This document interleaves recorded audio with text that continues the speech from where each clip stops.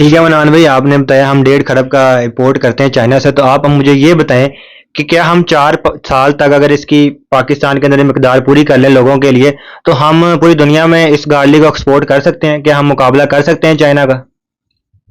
जी हारिस भाई, कोई शक नहीं है। आप देखें कि कोई भी चीज़ जो है वो नामुमकिन नहीं है, सिर्फ हमें कोशिश करने की जो है वो ज़रूरत है। चाइना क्यों डोमिनेंट है, क्यों पूरी दुनिया को सप्लाई कर रहा है? क्योंकि वो बहुत बड़े रकबे पे काश्त कर रहा है। अगर मैं जीवन गार्लिक की बात करूं तो ये अभी पाकिस्तान में सिर्फ 4 से 5 हज़ार एकड़ पे काश्त हुआ है। तो अगर पाकिस्तान की डिमांड पूरी करने के लिए इसको कम से कम लाख सवा लाख एकड़ इसको चाहिए। लाख सवा लाख एकड़ पे जब ये काश्त होगा तो पाकिस्तान लेवल की डिमांड पूरी होगी। अगर आप इससे ज्यादा इसको काश्त करते हैं तो डेफिनेटली हम पूरी दुनिया को गार्लिक की सप्लाई दे सकते हैं। उसके लिए शर्त यह है कि हम सबको मिलकर इस फील्ड में आना चाहिए। हमें ज़राअत को फरोग देना चाहिए और ऐसी ऐसी फसलों को ग्रो करना चाहिए जिसमें एक तो पैसा भी ज्यादा है और जिसमें हमारे मुल्क को फायदा है। हम जो चीजें बाहर से इंपोर्ट कर रहे हैं हमें उनकी जरूरत ही ना पड़े। अगर मैं बात करूं जिंजर की, तो जिंजर जो है वो 0% पाकिस्तान में काश्त हो रही है उसकी। हम सारा का सारा थाईलैंड से इंपोर्ट कर रहे हैं। उस पे भी हम खरबों डॉलर जो है वो पे करते हैं। तो क्यों क्यों भाई, हमारा मुल्क जब ज़राई मुल्क है, हम क्यों नहीं अपने मुल्क में इसको काश्त करते? ऐसी ऐसी वैरायटीज, ऐसे ऐसे बीज मार्केट में आ चुके हैं। हम उसका अगर पाकिस्तान में अगर हम उसको ग्रो करें तो भाई हम बहुत ऊपर ऊपर के लेवल पे तक जा सकते हैं। ठीक है मनान भाई, मैं आपसे एक और बड़ा तल्ख सवाल करने लगा हूँ, तो मुझे उम्मीद है आपको शायद पसंद आए या ना आए। तो मेरा सवाल ये है कि जैसे बड़े फार्मर हैं, 10 12 15 के 50 होंगे अभी जो ये गार्लिक लगा रहे हैं, तो वो अगर मिलके एक इक्का करके अगर वो प्राइस मार्केट में इसकी ज्यादा रख लेते हैं, तो बाकी छोटा फार्मर तो फिर बीज उनसे ही लेगा ना, तो वो फिर छोटे फार्मर के लिए क्या क्या फिर वो क्या करेगा वो फिर? देखिए हारिस भाई, आपकी बात किसी हद तक ठीक है, लेकिन असल में ये जो बड़े बड़े फार्मर्स होते हैं इनकी वजह से रेट ऊपर नहीं जाता। ये असल में जब मार्केट में डिमांड पैदा होती है ना, आप देखें मार्केट का, हर मार्केट का एक असूल होता है। वो सप्लाई और डिमांड के तहत चलती है। और सप्लाई और डिमांड के तहत कभी रेट ऊपर होता है, कभी नीचे होता है। अब कोई भी चीज अगर उसकी डिमांड बढ़ जाती है, उसका रेट डेफिनेटली ज्यादा हो जाता है।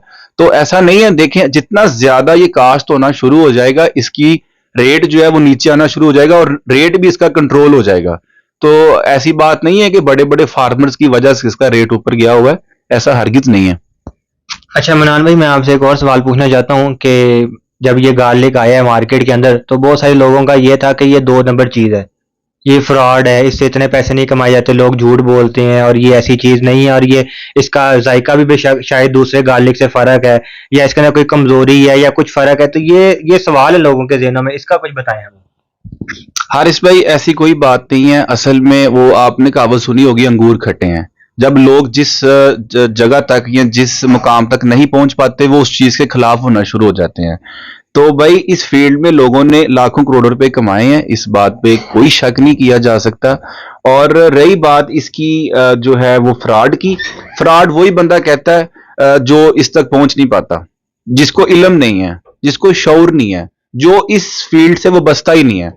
जो इस फील्ड से वो बसता है, जिन्होंने ये सीड लेके लगाया है, उन्होंने अपनी क्रॉप्स को बड़ी अच्छी तरह से देखभाल किया है और अल्लाह ताला ने उनको फ्रूटफुल रिजल्ट्स भी दिए हैं। ऐसी बात नहीं है।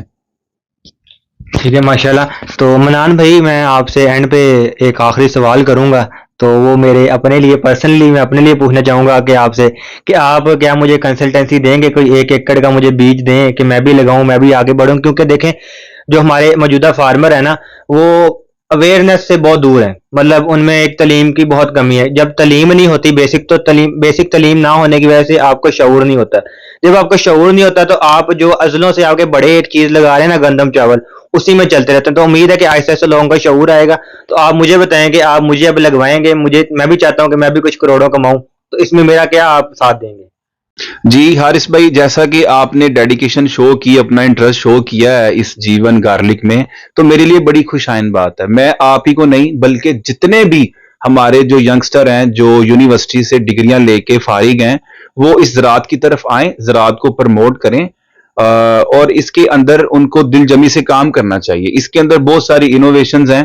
तो अभी आपको इंशाल्लाह हारिस भाई सीड भी देंगे आपको, और आपको मुकम्मल रहनुमाई भी देंगे कि इसको लगाना कैसे है, इसको ग्रो कैसे करना है, फिर उसके बाद इसको हार्वेस्ट कैसे करना है, हार्वेस्ट के बाद इसको स्टोर कैसे करना है, और इसको फिर आपने बढ़ाना कैसे। अगर आप इसको सेल करना चाहें तो कोई मसला नहीं है। हम अपने जो फार्मर्स हैं, क्योंकि पिछले 3-4 साल से मैं इस फील्ड में काम कर रहा हूं और सैकड़ों फार्मर हैं जिनको मैंने जीवन का बीज लगवाया, फिर मैं उनसे वापस उठा के आगे भी सेल कर रहा हूं।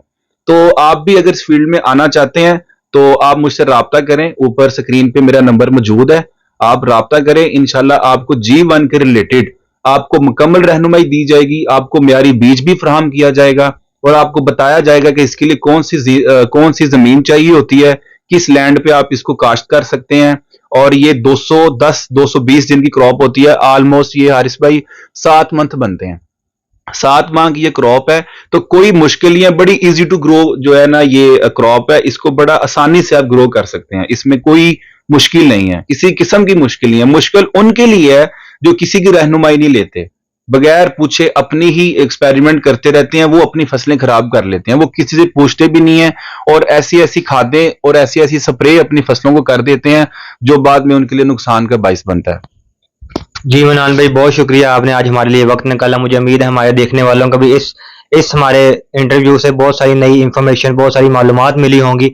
और अगर आपके जहन में कोई भी सवालात हैं तो आप कमेंट सेक्शन में बता सकते हैं कि ये सवाल है। आने वाले वक्त में इनके साथ, मनान भाई के साथ हम दोबारा वक्त निकालेंगे ताकि आपके मजीद सवालात का जवाब दे सकें। और किसी भाई को भी कंसल्टेंसी की या किसी चीज़ की भी ज़रूरत है तो नंबर इनका मैं यहाँ पे दे दूंगा, तो आप इनसे रब्ता कर सकते हैं, हमारा हवाला दे सकते हैं। तो इंशाल्लाह आने वाले वक्त में आपके लिए नई वीडियोज़ आती रहेंगी।